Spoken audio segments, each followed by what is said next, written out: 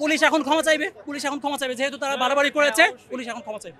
বলতেছেন যে তারা সমঝোতা চান, অথচ তারা কথা বলার মতো বলতেছেন এই বিষয়ে আমি জানি না, এটা আমার উপরে জানাইতে হবে। তা আমরা তাদেরকে বলেছি যিনি জানাইতে পারবেন, যিনি লায়াবিলিটি নিতে পারেন তিনি এখানে আসবেন, যিনি পারবেন না। আমার নাম মাহমুদ। মাহমুদ, আমি বুয়েট 0 ব্যাচ, আমি ইলেকট্রিক্যাল বুয়েট 2009 ব্যাচ।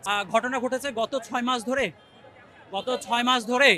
আপনারা দেখেছেন যে বুয়েটের শিক্ষার্থীরা 3 দফা দাবিতে, বুয়েট কুয়েট রুয়েট চুয়েট সব প্রকৌশল ছাত্ররা আপনার 3 দফা দাবি নিয়ে তারা মাঠে নেমেছে।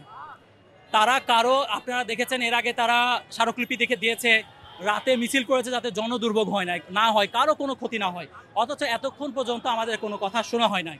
লাস্ট অপশান হিসাবে আমরা শাহবাগ ব্লকেট করেছি এবং চেষ্টা করেছি যত সম্ভব রোগীদের জন্য যেন কষ্ট না হয়। আজকে বিনা উস্কানিতে এতদিন পর্যন্ত কোনো উপদেষ্টা টনক নড়েনি এবং শিক্ষা উপদেষ্টা যা কথা বলেছিলেন তাও তিনি রাখেননি। আসামিদেরকে এখন পর্যন্ত গ্রেপ্তার করা হয়নি। ওয়ান রেকর্ড একজন প্রকৌশলীকে খুনের, শুধু না জবাই করে খুনের হুমকি দিয়েছে 22-23 জন ধরে। তারপরে এটার রিট হয়েছে স্বরাষ্ট্র উপদেষ্টাকে এবং আপনার হচ্ছে শিক্ষা উপদেষ্টাকে আমরা ক্লিপ দিয়ে এসেছি, উনি বলেছেন আমি দ্রুত ব্যবস্থা নেব, কিন্তু এখন পর্যন্ত পুলিশ থেকে কোনো ব্যবস্থা নেওয়া হয়নি। এমনকি জিডি করতে যেয়ে অনেকক্ষণ ধরে তারা বসেছিলেন, কোনো ব্যবস্থা নেওয়া হয়নি। অথচ তারা না, আমাদের রংপুর কোতোয়ালি থানায় এই জিডিটা হয়েছে, রংপুর নেস্কো অফিসে তিনি রংপুর বেগম রোকেয়া বিশ্ববিদ্যালয়ের কিছু ছাত্র একটি স্মারকলিপি নিয়ে যান, এই স্মারকলিপি রিসিভ করে তিনি জমা দেন। এই জমা দেওয়ার কারণে একটা অংশ তার উপর ক্ষুব্ধ হয় এবং তার অফিসে তাকে ডেকে নিয়ে 20-25 জন মিলে ওয়ান রেকর্ড ডিউটিতে তাকে হত্যার হুমকি দেয়। আপনারা শুনেছেন, রেকর্ডটা সবাই নিয়ে নেন, আপনারা আপনাদের গ্রুপে অ্যাড হয়ে যান। পুলিশ এখন ক্ষমা চাইবে, যেহেতু তারা বাড়াবাড়ি করেছে পুলিশ এখন ক্ষমা চাইবে।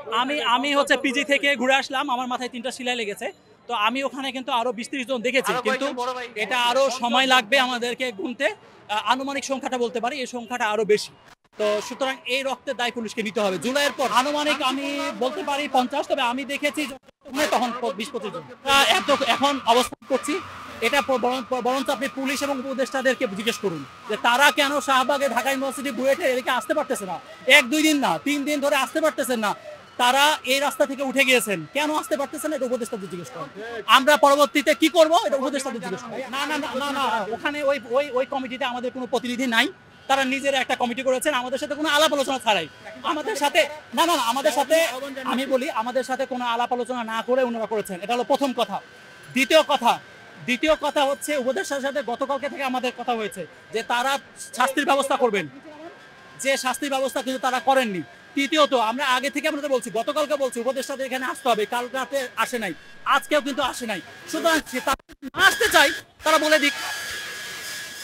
দিক যে এই ব্যাপারটা গুরুত্ব দিতে চাচ্ছে পরামর্শক হিসাবে। আমি একজন অ্যালামনাই হিসাবে এসেছি, বুয়েটের অনেক অ্যালামনাই এবং বুয়েটের টিচার এসেছেন, আপনারা দেখেছেন কিনা, বুয়েটের টিচার এসেছেন, আমাদের অনেক বন্ধু বান্ধব এসেছেন এবং সবাই এটাকে সমর্থন করছে বিভিন্ন ইউনিভার্সিটি থেকে। আমরা এটা মনে করি না, এটা তাদের ভুল ধারণা, এই জন্য তারা এটা বলছেন। আপনাদেরকে ছোট সংক্ষেপে বলি, এই আন্দোলন কিন্তু কোনো একটা গোষ্ঠীর বা কারো বিরুদ্ধে নয়, এটি কোটা সংস্কার, আপনার কোটা একটা অংশকে আপনার হচ্ছে দেওয়া হচ্ছে এর বিরুদ্ধে। আমি ছোট্ট একটা উদাহরণ আপনারা বলতে পারবেন, বুয়েটে কত ছেলে 1000 বা 1200, আচ্ছা ক্যাডার হয় 200-র কাছাকাছি বা 100-র কাছাকাছি। আপনি দেখবেন যে দেশের বাইরে 400-500 জন যাচ্ছে। বুয়েটকে প্রতিষ্ঠিত করা হয়েছিল বাংলাদেশে প্রকৌশল খাতে নেতৃত্ব দেওয়ার জন্য, অথচ জানেন বুয়েটের 47তম বিসিএসে বুয়েটের জন্য, বুয়েট কুয়েট সকল ইউনিভার্সিটি সকল সাবজেক্টের জন্য কয়টা সিট আছে? মাত্র 46টা। অথচ এরকম ছিল না, এটা কিন্তু প্রতি বছর 200-300 হইতো। কেন হচ্ছে না? কারণ তারা 10ম গ্রেডে ঢুকছেন এবং পদোন্নতি নিয়ে 9ম গ্রেডে চলে আসতেছেন, নিয়মের বহির্ভূত হবে। এখন আপনি হচ্ছে যে 10ম গ্রেড এবং 9ম গ্রেডে আপনার 33% সালের প্রভিশন দিয়েছে, অথচ প্রায় 20টার উপর প্রতিষ্ঠান রয়েছে যারা কিন্তু আপনার 60 থেকে 100% পর্যন্ত কোটা, অর্থাৎ প্রকৌশল খাতে প্রকৌশলীরা বাদে বাকিরা থাকবে।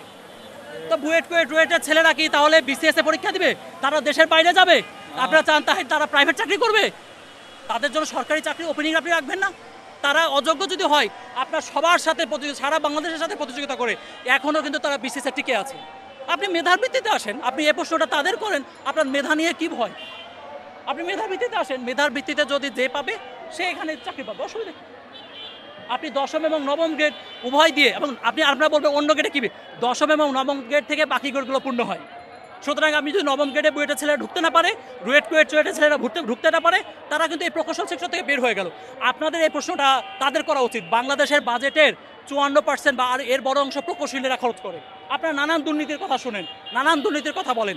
গত এই যে 10 বছরে এই জায়গাতে নবম দশম গ্রেডে কিন্তু বুয়েট টুয়েট কুয়েট চুয়েট ভালো জায়গায় এবং বিশেষ করে বিএসসিরা যেতে পারতেছেন না কেন?